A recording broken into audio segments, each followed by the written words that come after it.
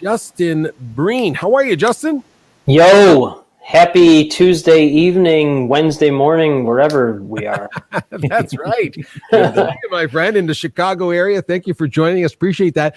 For anyone who's joining us, of course, we're on LinkedIn and we're all connected that way. So I always remind people to make sure they check out everybody's profile. So please go check out Justin's profile and so on. But Justin, for anyone who doesn't know you specifically, can you give us a real quick little intro before I throw you to Stephen?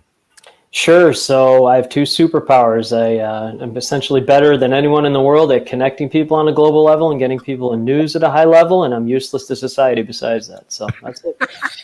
Well, you just covered the whole gamut. You're like unbelievably irreplaceable one way, and useless. Yeah, I love it. Yep. So I am the opposite of stuck. I know exactly who I am and exactly the type of people I work with. So. Wow, fantastic. Well, listen, thank you for joining us. I'm going to throw you to Stephen with your question, and thanks for joining. Appreciate it. No problem. Hey, buddy, how you doing? Thanks for doing this. I appreciate it. Yeah, it was interesting watching your intro because 3.5 years ago, before I started my business, I would have thought that sounded like a deranged lunatic talking. And now I'm just like, oh, it's just someone flying the plane who just completely understands it. And I think the same way, totally. So it was beautiful. Thanks, man. Thanks. So as far as I'm concerned, everyone's talking about new norms and all those types of things. If we're so good at drilling holes on asteroids, how come we all got so afraid when we couldn't stand next to each other in a supermarket? Right. So because all of a sudden what we got defined by, and I often say to people, if you look at what your corporate structure or what your mission statement, what your processes at work are, how come when you get a phone call about one of your loved ones being in trouble, I always say to people, would you take the processes and structures of your work life and put it into the recovery of your sick child? And I'm still waiting for someone to say, oh God, yeah.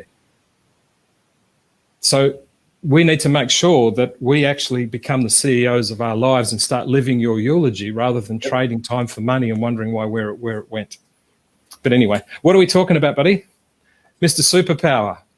Whatever you want to talk about, man. I'm all about organic, and I think I'm like you. You meet somebody and you know kind of right away whether they get it or they don't get it. And my tribe is just visionary, abundance, investment mindset people across the world. And so before, when people enter your tribe, what's the journey of them going from what you were 3 years ago thinking that was delusional to where you are now? So if someone's out there right now and they're going, oh, wow, I wish I had superpower, or, hey, I wish I could draw on a whiteboard, or whatever they might be admiring, if that's the word. If someone's out there right now going, I'm not 100% sure what I should do. Yeah, I'm all of a sudden working from home. How do I redefine and get grounded? And how do I go from what I thought was delusional 3 years ago to now being, oh, that makes sense. Yep. What's that person look like? And let's put one or two steps of creativity, clarity, and confidence around it. Man, that's such a good question, man. So since I started my company, I've talked to thousands of people, and it's finding out about what makes you tick and what you really like about people and what you don't like about people. So it doesn't have to be in person. Get in a virtual room and just talk to people and talk to people and talk to people and talk to people. The reason why my life is successful and why my company is successful, I just do what I like to do and what I'm good at. I know what I'm good at. I know what I like to do. And I think there's people get into trouble because they try to be everything for everyone. My company is two superpower genius things for one type of person. Less is more. But that is through testing, constant testing, and learning from other people and talking to them. And I'm just like endlessly curious, like I'm guessing you are, just to find out what makes people tick. Yep. So Pete, would it be fair to say that the people that you've done life and business with have an insatiable sense of discovery that's powered by curiosity? Endless. So anyone out there inspired by Justin and his conversation, if you're feeling a sense of restlessness, the first thing you need to do is attach yourself to a sense of discovery and allow your curiosity to do one thing: ask and stop telling. Right. And who do you ask? Ask practitioners. Yep. Ask people who are examples of what you admire. Yep. Because what most people do is they go and tell someone about their opinion, or they go and get told by someone about opinion. If someone's telling you, let's go back to that situation about your loved ones. If someone, how come none of us go running to social media to find out what I should do on the first night I've brought my child home? We don't go and seek the opinion of other people. We go to the practitioner of a midwife. I don't have kids, but I assume this is what it is. The very first thing that you need to do, what is your sense of discovery? And that comes in two forms. It comes in agitation, and it comes in the form of faith, not hope. People who are seeking hope are going looking for opinion. Yep. People of faith are going to look for practitioners. So if you've got a sense of agitation, have faith in the discovery of you to express your curiosity. And go and ask practitioners and stop telling or being told about opinion. Because I guarantee Justin has never had an interest in being told someone else's opinion who aren't doing what he admires and what he aspires to. Yeah, that's 100% correct. So I like being the dumbest person in the room. And so between 5 and 10 times every single day, I talk to folks who are running high 6-figure to 10-figure businesses on a global level. And then I just sit there, ask them questions, and listen to what they say. Yep. And then if something pings in my brain, I just implement it into my company. What's the three best curiosity questions you've got? Wow, someone out there right now wants to know, how do you get a superpower and be as confident, as bulletproof as you? What are the three best curiosity questions?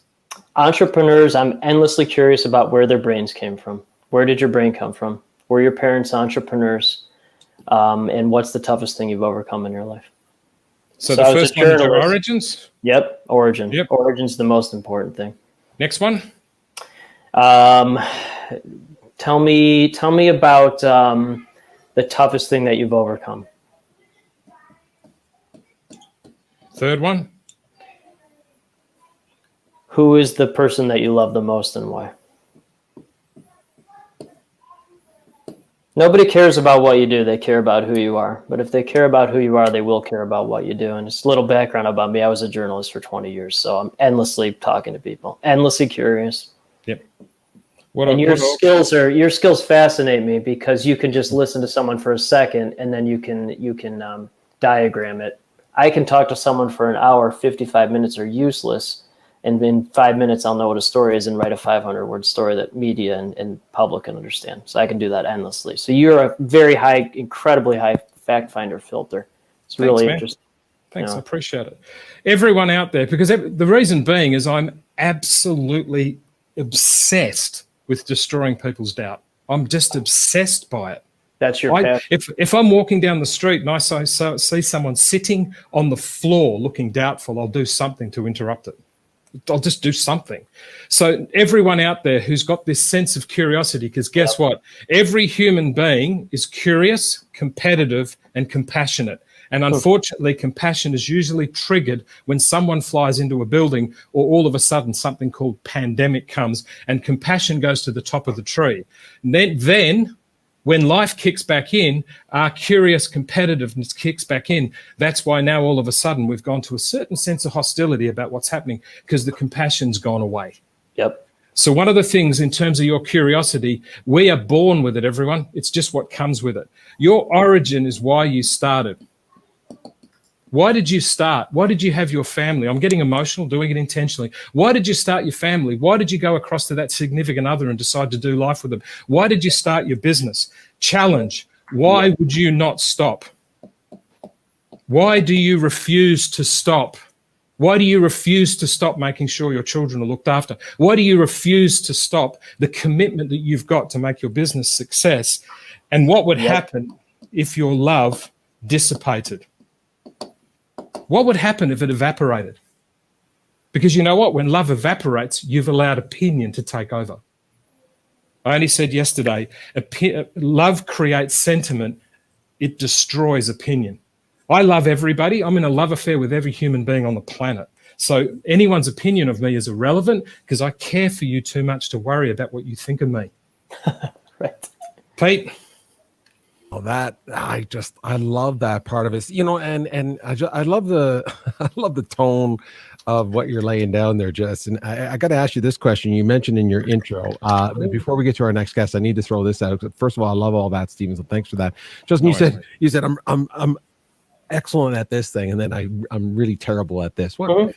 What are you really terrible at? I'm just curious of where you think you're terrible at something. The best test I've ever taken is the Kolbe test, KOLBE. It's the Bible of an international entrepreneurial group I'm in called Strategic Coach. And so it gives you 4 scores. There's no bad scores, but the 4 categories are fact finder. So I'm a high fact finder. The other one is quick start. I'm a high quick start. The third one is follow through. For an entrepreneur, I have incredibly high follow through. It's like a unicorn. Most entrepreneurs have high quick start, no follow through. They're all over the place. That's why they hire a bunch of people. And the fourth one is implementer, working with your hands. I would be a -3 billion. If you ask me to install a light bulb, make a puzzle, I will essentially have a nervous breakdown. So not only do I not do it, I don't even think about doing it. And so I just stay in my lanes. I know what I'm good at. I know what I like to do. And by the way, because you did the 3 C's, my company's 3 C's are content, communication, connection. So I'm all about the 3 C's. So. Everyone, last one from Justin, inspired by him. Make honesty your armor. Yes, 100%, man. Make honesty your armor. My honesty is I'm in a love affair with every human being on the planet. Right. There's nothing you can do to hurt me. Right. But when I'm not honest with myself, and boy, does it happens every single day. I'm not always honest with myself. And man, it hurts, because the only way you'll truly hurt your soul is when you're not honest with yourself. Yep. Peter. Oh, that is fantastic. Man, Justin, you are a rock star. I love the fact that you throw it down as is. I want that. I'm gonna learn a lot from you today. I tell you, weed out the nonsense, man. Just weed it all out. I appreciate it. Stick around the green room with you, with us. I appreciate it, and we'll get to our next guest. Thank you so much. That was fantastic. I just love that armor. I love that idea of honesty as the armor, Stephen. I never heard you say that before, or if you did, I'm sorry I missed it. But I just love the concept of that as being, the truthfulness and vulnerable and real is your protective coating. I just love that. And everyone, in the last 7 weeks, for those of you that have been around the show, on episode 14, I told you that we were at a point of actually going into the next phase of what we're doing around DeSadie. For the last 7 weeks, I've been punching myself in the head every single day because I keep missing on what I'm trying to do, because I'm not doing in the way that I want to do it. I'm not being honest with myself by not second guessing. Jane from the DeSadie Angels, hi girls, always says to me, if you sat down with Stephen DeSadie, what conversation would he tell you? And I'm now, everyone, start having a conversation with your truth. So I sit down and I get mentored by me. It's pretty brutal. He even gets on a whiteboard. Smart ass, Alec. He even gets on a whiteboard with me. Get true with yourself and start being your own best mentor, and use your mentorship of truth and honesty and courage as the vehicles to get to the next stage of your life. I love that. Thank you, sir. Love that. Let me just throw a couple. Sorry about the rude word. Pardon me.